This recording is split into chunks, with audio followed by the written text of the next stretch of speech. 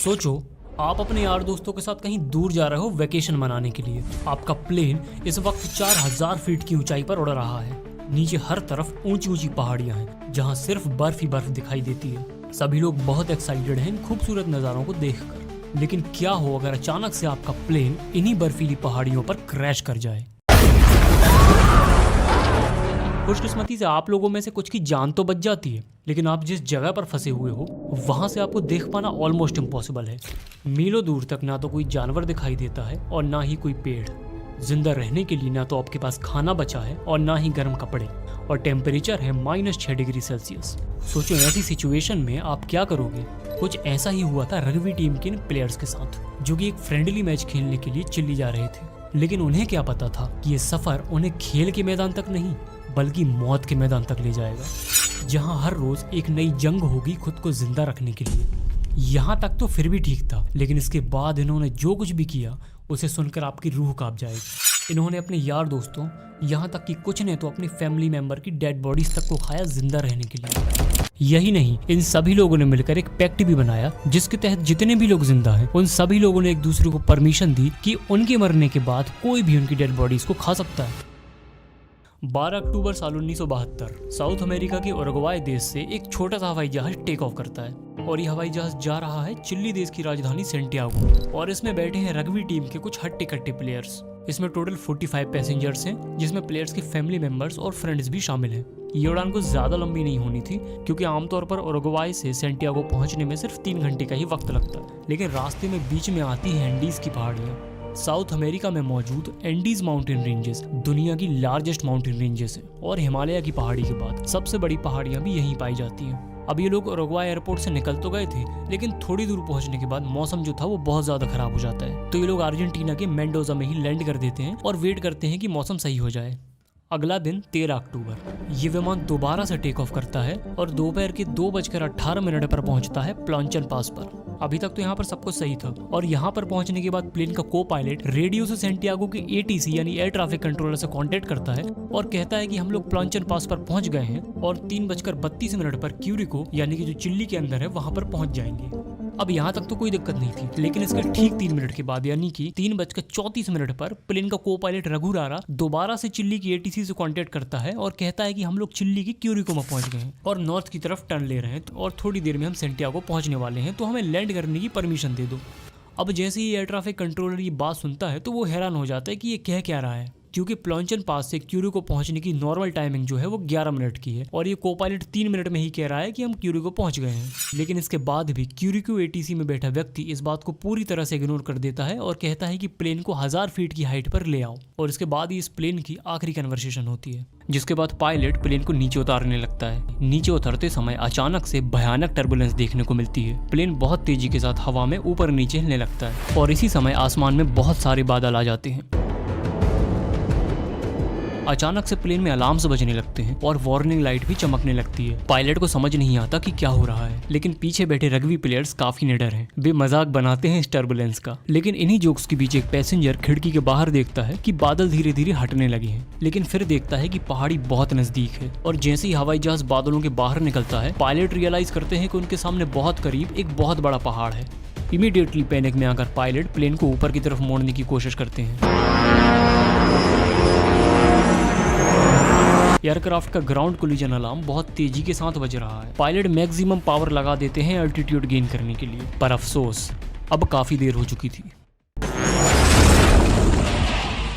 हवाई जहाज के पीछे का हिस्सा टकरा जाता है एक पहाड़ी से, और जिसकी वजह से वो टूटकर अलग हो जाता है। पीछे की जो 2 रो की सीट थी वो हवा में उड़ जाती है और उनकी मौके पर ही मौत हो जाती है। कुछ और सेकंड्स तक ये प्लेन हवा में ऊपर जाते रहता है और फिर अचानक से नीचे गिरने लगता है। कुछ ही सेकंड में एक और कोलिजन और प्लेन का लेफ्ट विंग भी टूट जाता है, और कुछ और पैसेंजर्स बाहर उड़ जाते हैं, और अब प्लेन का सिर्फ फ्रंट पोर्शन ही बचा था जो सीधा जाकर ग्लेशियर में गिरता है। 350 किलोमीटर/आवर की स्पीड से ये प्लेन इस ग्लेशियर में स्लाइड करते रहता है, और 700 मीटर नीचे आने के बाद एक फाइनल टकराव होता है। प्लेन में सब कुछ तहस नहस हो गया। जो पैसेंजर सीटें थी वो प्लेन के बेस से फटकर बाहर आ गईं। प्लेन का कॉकपिट पूरी तरह से क्रैश हो जाता है। ये हवाई जहाज अब एंडीज की पहाड़ियों में 3570 फीट की ऊंचाई पर टूटा हुआ पड़ा है। लेकिन हैरानी की बात तो ये है कि प्लेन में बैठे 45 लोगों में से 33 लोग अब भी जिंदा हैं। ये लोग सरवाइव कर जाते हैं किसी तरह से इस क्रैश को। लेकिन प्रॉब्लम ये है कि इनमें से बहुत सारे लोग जख्मी हैं और कोई नहीं जानता कि ये कहाँ पर भटके खड़े हैं। और ये सर्वाइवर्स की दर्दनाक कहानी तो बस अभी शुरू ही हुई है। ना तो ये लोग उस वक्त इमेजिन कर सकते थे और ना आप इस वक्त इमेजिन कर सकते हो कि इन सर्वाइवर्स के साथ आखिर क्या हुआ। ये है दिल दहला देने वाली कहानी उरुग्वाई एयरफोर्स फ्लाइट 571 की। An old transport plane crashed in the Andes Mountains. 45 persons were aboard, given up for dead. Survival fascinates people. All of the passengers were given up for dead. It became known as the miracle of the Andes. अब जब इस plane का accident हुआ था तो इसका एक हिस्सा टूटकर गिर गया था जिसमें सबका लगेज रखा हुआ था। और अब इस प्लेन में जितने भी लोग थे उन्होंने सिर्फ टी शर्ट वगैरह ही पहन रखे थे। इसके अलावा उनके पास कोई खास कपड़े नहीं थे। इनके हैंड बैग्स में जो चीजें थी बस इन्हीं से इनका काम चल रहा था। दूसरा, इस प्लेन में घायलों की संख्या बहुत ज्यादा थी, लेकिन इनमें 2 पैसेंजर्स ऐसे भी थे जिन्हें ज्यादा चोट नहीं लगी थी। पहले 19 साल के रॉबर्टो कैनेस और दूसरे 20 साल के गुस्तावो जर्बिनो। ये दोनों मेडिकल स्टूडेंट थे तो इनसे जितनी हेल्प हो पाती है ये करना शुरू कर देते हैं। अब 3:34 पर प्लेन क्रैश हुआ था और करीब 30 मिनट के बाद ही वहाँ स्नो गिरना शुरू हो गई। साथ ही साथ तेज हवा चलने लगी और अंधेरा होने लगा। तो अब जो ऑलरेडी ठंड से परेशान थे उनका बुरा हाल हो चला था। प्लेन के अंदर करीब 20 फीट की जगह में 33 लोग पड़े हुए थे। ये सभी दर्द से चीख रहे थे, चिल्ला रहे थे और बाहर एक्सट्रीम वेदर था। लेकिन फिर भी ये लोग बड़े होपफुल थे। इन्हें उम्मीद थी कि बस किसी तरीके से एक रात यहाँ पर गुजार लें, कल कोई ना कोई तो हमें रेस्क्यू करने के लिए आ ही जाएगा। इसी बीच एक पैसेंजर बोलता है कि प्लेन के कॉकपिट में मौजूद रेडियो से अगर हम मैसेज भेज दें तो आसानी होगी हमें रेस्क्यू करने में। इसलिए सबके कहने पर एक पैसेंजर कॉकपिट के अंदर जाता है, लेकिन वह जैसे ही कॉकपिट के अंदर घुसता है उसे एक आदमी के चीखने की आवाज आती है। एक्सीडेंट के बाद प्लेन की नोज जो थी वो काफी अंदर की ओर घुस गई थी, जिसके कारण अंदर के इंस्ट्रूमेंट्स पायलट फेराडास और को पायलट रघु रारा इन दोनों की बॉडी के अंदर घुस गए थे, जिससे फेराडास की तो जान जा चुकी थी और लघु रारा के पेट के अंदर इंस्ट्रूमेंट घुसे पड़े थे और वो बहुत ज्यादा दर्द से चीख रहा था। ये सब देखकर वो पैसेंजर को पायलट को निकालने की कोशिश करता है, लेकिन वो अपनी जगह से बिल्कुल भी नहीं हिलता, उल्टा और ज्यादा दर्द से चिल्लाने लगता है। जिसके बाद वो पैसेंजर बाहर से बर्फ लेकर आता है और इसे रुमाल में रखकर पानी बनाकर लघु रारा के मुंह के अंदर डाल देता है, लेकिन इससे कुछ होता नहीं है। लघु रारा बहुत ज्यादा दर्द से चीख रहा था। उसकी पूरी बॉडी इंस्ट्रूमेंट्स के अंदर फंसी पड़ी थी। थोड़ी देर के बाद वो को पायलट से बोलता है कि मेरे बैग के अंदर एक गन पड़ी है, उसे निकालो और मुझे गोली मार दो, मैं इस दर्द को बहुत ज्यादा नहीं सह सकता। लेकिन वो पैसेंजर ऐसा करता नहीं है और कॉकपिट के बाहर आकर सबको ये बात बताता है। लेकिन साथ ही साथ वो एक झूठ भी बोल देता है कि रेडियो पर उसकी बात हो चुकी है और रेस्क्यू टीम बहुत ही जल्दी आने वाली है। लेकिन रेडियो कॉकपिट के अंदर डेड पड़ा हुआ था। ऐसा उसने इसीलिए किया ताकि लोगों का मोरल डाउन ना हो और ये रात किसी न किसी तरीके से गुजर जाए। लेकिन रात भर के अंदर ही 5 और लोगों की डेथ हो जाती है और इस को पायलट की जान भी उसी रात को चली जाती है। अब जो बाकी बची हुए पैसेंजर्स थे वो इन डेड बॉडीज को उठाकर बाहर रख देते हैं।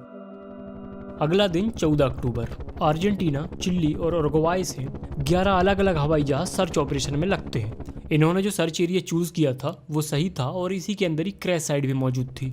लेकिन फिर भी वो इस प्लेन को ढूंढ नहीं पा रहे थे, क्योंकि इनका प्लेन जो था वो व्हाइट कलर का था और चारों तरफ सफेद कलर की पहाड़ियों के बीच सफेद कलर के स्नो में ढका हुआ था। सर्वाइवर्स ट्राई करते हैं कि भी लिपस्टिक का इस्तेमाल करें प्लेन की छत पर SOS लिखने के लिए। वो एस लिखना स्टार्ट करते हैं, लेकिन जल्द ही रियलाइज कर लेते हैं कि उनके पास इतनी लिपस्टिक नहीं है कि सारे लेटर्स लिखे जा सकें। इसके बाद वो कोशिश करते हैं कि सारे सूटकेसेस को बर्फ के ऊपर रखकर एक बड़ा सा क्रॉस बना दिया जाए, ताकि सर्च एयरक्राफ्ट जो ऊपर घूम रहे हैं वो इन्हें देख लेंगे। लेकिन जल्द ही रियलाइज कर लेते हैं कि ये तरीका भी अब काम नहीं कर रहा।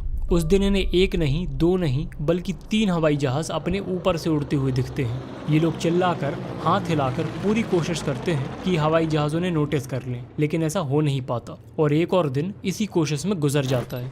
अब सर्च ऑपरेशन इन सारी कंट्रीज के लोग कर तो रहे थे, लेकिन किसी को भी कोई उम्मीद नहीं थी, क्योंकि मौसम इतना ज्यादा खराब था। तो सबको लग रहा था कि अगर ये लोग मिल भी जाएं तब भी इनमें से कोई जिंदा नहीं बचा होगा। तो वे लोग सोच रहे थे कि जब मौसम थोड़ा साफ होगा तब ढूंढ लेंगे प्लेन को। लेकिन इंटरनेशनल कन्वेंशन के हिसाब से जिस कंट्री से भी प्लेन गायब हुआ है उसे कम से कम 10 दिन तक सर्च ऑपरेशन कंटिन्यूसली करना होगा। तो ये लोग सर्च कर तो रहे थे, लेकिन उतने मन से नहीं कर रहे थे और इधर जो ये लोग वेट कर रहे थे उनका एक और दिन ऐसे ही निकल जाता है। अगला दिन 15 अक्टूबर, बचे हुए लोग रियलाइज करते हैं कि उन्हें जिंदा रहने के लिए अब पानी की जरूरत है। एक पैसेंजर फीटो स्टॉर्च पानी निकालने का तरीका ढूंढ लेते हैं। वो मेटल की एक शीट का उपयोग करते हैं सोलर कलेक्टर के तौर पे, जिससे कि धूप को कॉन्सेंट्रेट करके बर्फ को मेल्ट किया जा सके, और वो बूंद बूंद पानी कलेक्ट करते हैं खाली वाइन्स की बॉटल्स में। इसके साथ साथ कई पैसेंजर्स सीट पर लगी जो गद्दियां थी उन्हें स्नो शूज की तरह इस्तेमाल करने लगते हैं, और सीट कवर में मौजूद वून का भी इस्तेमाल किया जाता है अपने आप को ठंड से प्रोटेक्टेड रखने के लिए। अब जैसे जैसे दिन बीत रहे थे इनकी परेशानी और ज्यादा बढ़ रही थी। अब यहाँ पर वॉशरूम वगैरह तो थे नहीं, तो ये 28 के 28 लोग जो थे वो प्लेन के पास ही यूरिनेट वगैरह भी करते थे। अब चारों तरफ अंधेरा और ठंड तो थी ही, लेकिन साथ ही साथ वहाँ से स्मेल भी आने लगी थी, जिससे वहाँ पर रहना बिल्कुल भी इम्पॉसिबल हो गया था। और ये 28 के 28 लोग जो थे वो मुंह पर हाथ रख के ठंड में बैठकर इंतजार करते रहते थे। और दूर दूर तक जहाँ भी देखो ना तो कोई जानवर था, ना तो कोई इंसेक्ट था और ना तो कोई प्लांट था। बस जहाँ देखो चारों तरफ बर्फ ही बर्फ थी। और ऐसा करते करते डेट हो गई थी 21 अक्टूबर। खाना तो था नहीं, तो ये सारे के सारे लोग बहुत वीक हो गए थे, यहाँ तक कि चल भी नहीं पा रहे थे। सारे के सारे लोग बैठकर बस हेल्प का इंतजार कर रहे थे। और सेम डे पर ही रग्बी टीम प्लेयर की एक सिस्टर थी, उनकी भी जान चली जाती है। और इस इंसिडेंट के बाद 28 में से सिर्फ 27 लोग ही जिंदा बचे थे। अब क्योंकि इन्हें कुछ पता नहीं था कि कितना दिन और लगेगा, तो खाना ये उतना ही बांट रहे थे जितना कि खा के एक इंसान जिंदा रह सके। इसीलिए खाना बंटने के बाद भी बहुत सारे लोगों को भूख लग रही थी, इसीलिए कुछ लोगों ने तो सीट की लेदर कवर तक को खाना शुरू कर दिया था, और जिसकी वजह से भी बीमार पड़ गए थे। और जिसके बाद ये डिसाइड हुआ कि कोई भी सीट का लेदर कवर नहीं खाएगा। इसी बीच सर्वाइवर्स को एक ट्रांजिस्टर रेडियो पड़ा हुआ मिलता है हवाई जहाज की सीटों के बीच में। इन्हीं में से एक सर्वाइवर था रे हार्ली, जो कि इलेक्ट्रॉनिक का एंथुजियास्टिक भी था। तो वो इस रेडियो को ऑन करने की कोशिश करता है। एक बड़ा सा लंबा एंटीना इम्प्रोवाइज करके बनाया जाता है, और इनके एफर्ट की वजह से फाइनली ये रेडियो काम भी करने लगता है। इस रेडियो में सिर्फ वन वे कम्युनिकेशन ही हो सकता था, यानी कि बाहर की चीजें ये सर्वाइवर सुन तो सकते थे, लेकिन अपनी तरफ से कोई मैसेज नहीं भेज सकते थे। ये रेडियो ऑन करते हैं क्रैश के 11 दिन के बाद, और तब इन्हें पता चलता है कि सर्च ऑपरेशन कैंसिल किया जा चुका है। और ये बात सुनकर इनका दिल पूरी तरह से बैठ जाता है। कुछ लोग तो रोने लगते हैं इस खबर को सुनने के बाद। कुछ लोग हाथ जोड़कर भगवान से प्रार्थना करने लगते हैं। फर्नांडो पेराडो इकलौते ऐसे इंसान थे जिन्होंने कोई रिएक्ट नहीं किया इस खबर को सुनने के बाद, क्योंकि उनके मन में तो कुछ और ही प्लान बन रहा था। इनका सारा खाना अब लगभग खत्म हो चुका था। फर्नांडो पेराडो ने तो एक चॉकलेट कवर्ड मूंगफली के दाने को 3 दिनों तक खाया, सिर्फ एक मूंगफली के दाने को। लेकिन इस हद तक रेशनिंग भी काफी नहीं थी, क्योंकि अब खाना खत्म हो चुका था। 3800 मीटर की हाइट पर यहाँ कोई पेड़ नहीं था और ना कोई जानवर जिसे खाया जा सके। अब ऐसी सिचुएशन में भूखे मरने के अलावा और कोई ऑप्शन नहीं बचा था। तो इन सर्वाइवर्स ने कुछ ऐसा किया जिसे सुनकर आपके होश उड़ जाएंगे। यहाँ पर जो 2 मेडिकल स्टूडेंट थे वे कहते हैं कि ऐसे काम नहीं चल पाएगा। अगर हमें जिंदा रहना है तो खाने के लिए कुछ ना कुछ इंतजाम तो करना पड़ेगा। अगला जो ये दोनों सजेस्ट करते हैं उसे सुनकर हर कोई हैरान हो जाता है। ये दोनों कहते हैं कि बाहर जो डेड बॉडीज पड़ी हैं हमें उनको खाना पड़ेगा, और ये चीज़ जितनी जल्द से जल्द हो सके हमें करना पड़ेगा, वरना हमारे अंदर इतनी भी ताकत नहीं बचेगी कि उन डेड बॉडीज तक पहुंचकर उनको काटकर खाने लायक भी हम बच पाएं। ये बात सुनकर हर कोई अचंभे में था। कोई लोग तो गुस्सा हो जा रहे थे, क्योंकि ज्यादातर लोग जो मारे गए थे वे दोस्त थे, क्लासमेट्स थे, फैमिली मेंबर्स थे या तो रिलेटिव्स थे। इस बात पर मल्टीपल डिस्कशंस होता है पर कोई निष्कर्ष नहीं निकल पाता। फिर डेट आती है 29 अक्टूबर। क्रैश के 16 दिन के बाद सर्वाइवर्स के पास फूड सोर्स बिल्कुल खत्म हो चुका था। इनके पास आगे के लिए कोई प्लान नहीं था। हालात इससे बदतर तो नहीं हो सकते थे। लेकिन फिर उसी रात एक बहुत बड़ी गरजती हुई आवाज उन्हें सुनाई देती है। पता चलता है कि अचानक से एवलांच आ गया है। भारी बर्फ पहाड़ी के ऊपर से इतनी तेजी से गिरती है कि इस प्लेन के टुकड़े में पूरी तरह से बर्फ भर जाती है और सब तहस नहस हो जाता है।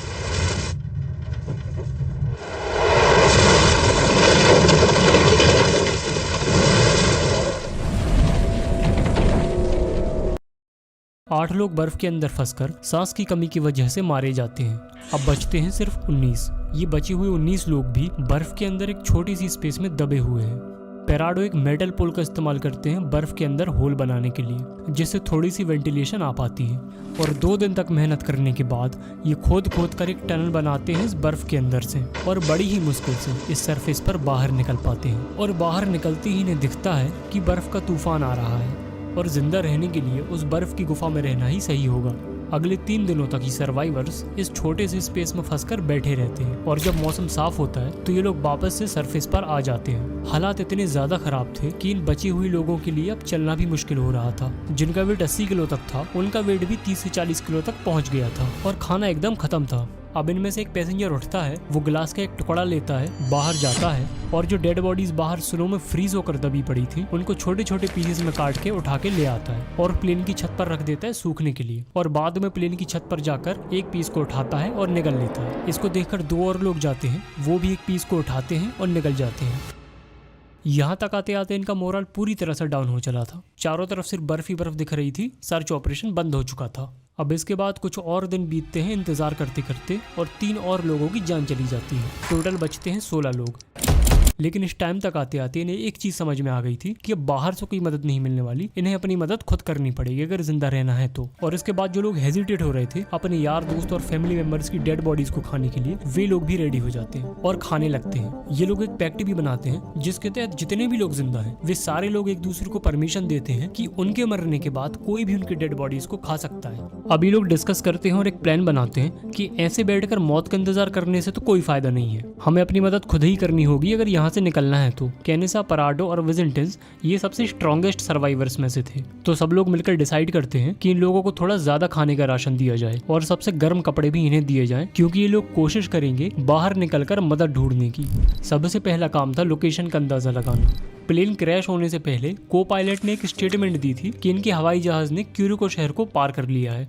तो इन लोगों ने अंदाजा लगाया कि अगर हम वेस्ट की साइड चलेंगे तो जरूर हम चिली देश की कोई कंट्री साइड एरिया में पहुंच जाएंगे। लेकिन ये अंदाजा इनका बहुत बहुत गलत था। को पायलट को असल में खुद भी ये आइडिया नहीं था कि वो प्लेन को कहां पर ले जा रहा है। असल में इनकी क्रैश साइड जो थी वो 89 किलोमीटर ईस्ट में थी और वो भी एंडीज की पहाड़ियों के बीचों बीच। फिर भी इस बात से अनजान ये लोग रेस्ट करते हैं कुछ टाइम एनर्जी बिल्टअप करने के लिए। और 15 नवंबर को 33 दिन क्रैश के बाद ये 3 लोग निकल पड़ते हैं मदद ढूंढने के लिए। घंटों तक ईस्ट में चलने के बाद इन्हें अपने हवाई जहाज का गिरा हुआ टुकड़ा मिलता है। ये प्लेन का वही हिस्सा था जो पहले ही टूट गया था। इसके अंदर इन्हें बहुत सारे सूटकेसेस मिलते हैं, चॉकलेट के बक्से, 3 मीट पेटिस, रम की एक बोतल, एक्स्ट्रा कपड़े, कॉमिक बुक और थोड़ी सी दवाइयाँ। और साथ ही साथ इन्हें मिलता है एयरक्राफ्ट का 2-वे रेडियो सिस्टम, एक ऐसा रेडियो सिस्टम जिससे न केवल इनकमिंग कॉल हो सकती थी बल्कि बाहर भी मैसेज भेजा जा सकता था। ये डिसाइड करते हैं कि ये रात यहीं पर बिताई जाएगी। अगले दिन ये कोशिश करते हैं उसी रेडियो को चालू करने की। टेल के हिस्से में इन्हें 24 किलोग्राम की बैटरीज भी मिली, लेकिन ये बहुत भारी थी, इन्हें वापस से कैरी करके प्लेन की मेन बॉडी यानी कि क्रैश साइट तक नहीं ले जाया जा सकता था। तो इन्होंने डिसाइड किया कि इसे यहीं से चालू करने की कोशिश करते हैं। वापस जाकर